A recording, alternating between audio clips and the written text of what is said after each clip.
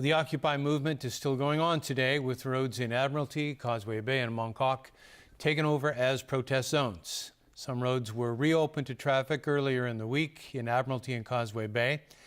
And the police have vowed to remove obstructions that are still closing off main roads in Mongkok. It's been largely peaceful throughout the day in these areas. But these calm scenes are in contrast to the intense standoffs overnight between demonstrators and police around Lungwall Road at Tamar. Police used pepper spray against the protesters during the chaos. Authorities say 3 police officers were injured, while 2 people were arrested for assaulting a police officer and disorderly conduct. Ronnie Samtani reports.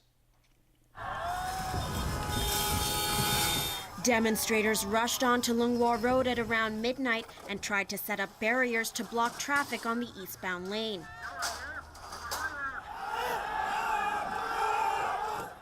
A number of police officers then came running from the chief executive's office to try to disperse the protesters. Officers wielding pepper spray warned the demonstrators against moving forward. After 5 minutes, officers pushed back the crowds and the road was cleared of obstacles. But soon after, protesters came back to Lungwall Road. They scattered coins on the road and then picked them up one by one, holding up traffic flow in the area. An angry taxi passenger got out of the vehicle complaining about the protesters' actions. 10 minutes later, a group of police officers equipped with shields and batons arrived. They managed to drive the protesters back to the pavement. But scuffles erupted at around 2 a.m. at Tamar Park. Officers armed with batons pepper sprayed the demonstrators.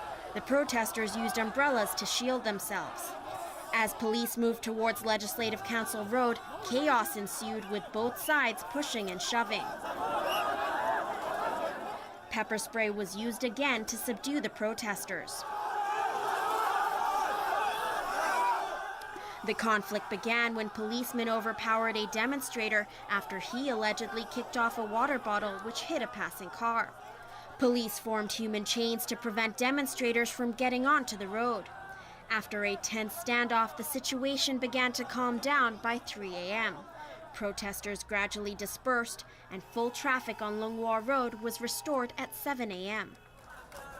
Meanwhile, just before midnight at the Mongkok occupation area, a group of people trucked in some bamboo poles. They set up a scaffold saying it was meant for hanging large protest banners. But the structure was taken down later after some occupiers expressed concerns about safety and that it might give the police an excuse to clear out the site. Protesters later climbed up lampposts to hang a banner. Ronnie Samtani, TVB News. The 7 police officers involved in what the police are describing as a case of suspected use of excessive force against a protester have now been suspended from their duties. The violence happened right after a protester was arrested near Tamar Park in the early hours of yesterday. Secretary for Justice Rimsky-Yoon expressed confidence in the ongoing police investigation. Meanwhile, 10 district councilors have resigned from crime-fighting committees to protest against the alleged brutality. Stephanie Choi reports. After Civic Party member Ken Zhang was arrested at Lungwall Road early yesterday, our camera crew captured footage of 7 police officers allegedly using excessive force against him. Zhang has since lodged a complaint with the Complaints Against Police Office, or CAPO, but hasn't made a statement. The 7 officers have now been interdicted from duty. The designated Special Investigation Team of CAPO will investigate the case thoroughly. The Independent Police Campaign Council, i.e. IPCC, had also activated the serious campaign mechanism.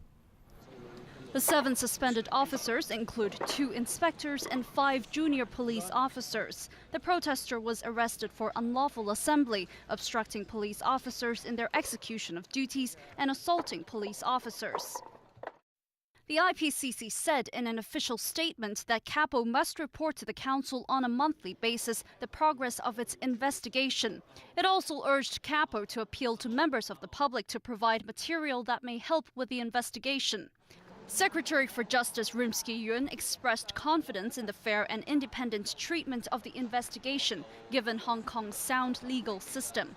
He stressed that protesters and law enforcement personnel should all act within the city's legal framework without resorting to violence. In protest against the suspected police brutality, 10 Democratic Party district councillors have resigned from fight crime committees in their respective districts. They signed a petition to express their dissatisfaction towards the government. Stephanie Choi, TVB News.